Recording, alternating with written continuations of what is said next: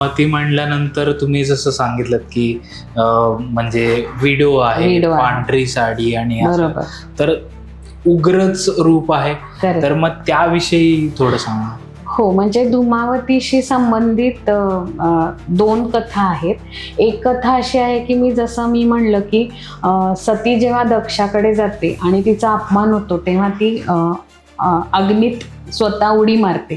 त्याच्यानंतर जे धूर निघतो, ज्याला आपण धूम म्हणतो, फ्युम्स म्हणतो, त्याच्यातनं जी देवी निर्माण झाली ती धूमावती आहे. म्हणून धूमावती देवीला हे धुराशी पण संबोधित केलं जातं. त्याच्यानंतर दुसरी जी कथा आहे जी वाचण्यात येते ती अशी आहे की शुंभ निशुंभ जे दानव होते त्यांना मारण्यासाठी धूमावती देवीनी सगळीकडे धूर पसरवला, म्हणजे जेणेकरून त्यांना लढताना त्रास झाला आणि मग त्या धुरात तिने त्यांचा वध केला. आणि तिसरी जी आहे ती तंत्रविद्याशी म्हणजे प्राणतोषिणी तंत्र जे आहे त्याच्यामध्ये या स्टोरीचा उल्लेख आहे, कहाणीचा. तर ती अशी आहे की एकदा पार्वतीला खूप भूक लागते आणि ती शंकरांकडे जेवण मागते. तर शंकर तिला जेवण देत नाही, तर रागाच्या भरात ती शंकरांनाच खाते. अरे बापरे. आणि जेव्हा ती शंकरांना खाते तेव्हा शंकर तिला म्हणतात की बाहेर काढ मला, आणि ती डिनायल मोड मध्ये जाते की मी नाही बाहेर काढणार कारण मला भूक लागली आहे, सो मी खाणार. तर तेव्हा तिला पार्वतीला असा श्राप मिळालेला असतो की मग आता अखंड आयुष्य तू विधवा म्हणूनच राहा आणि एकटीच जग. म्हणून तिला व्हाईट साडीमध्ये दाखवलं जातं.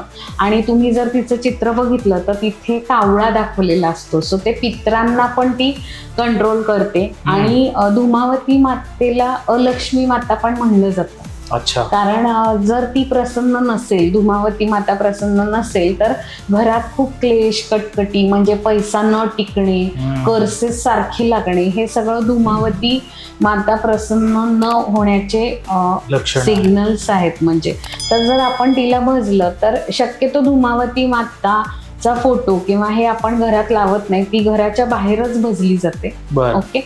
सो जेव्हा आपण साधना करतो तेव्हा फक्त तिचा एकाक्षरी मंत्र म्हणायचा असतो आणि ती घराच्या बाहेरच राहते. तिची स्थापना घरात होत नाही. म्हणजे नुसती धूमावती देवी आपण कधीच स्थापित करू शकत नाही, तिच्याबरोबर अजून कुठली तरी देवी, बाकी सगळ्या देव्या आपण एक एक स्थापित करू शकतो, पण धूमावती बरोबर मात्र कुणाला तरी ठेवावं लागतं.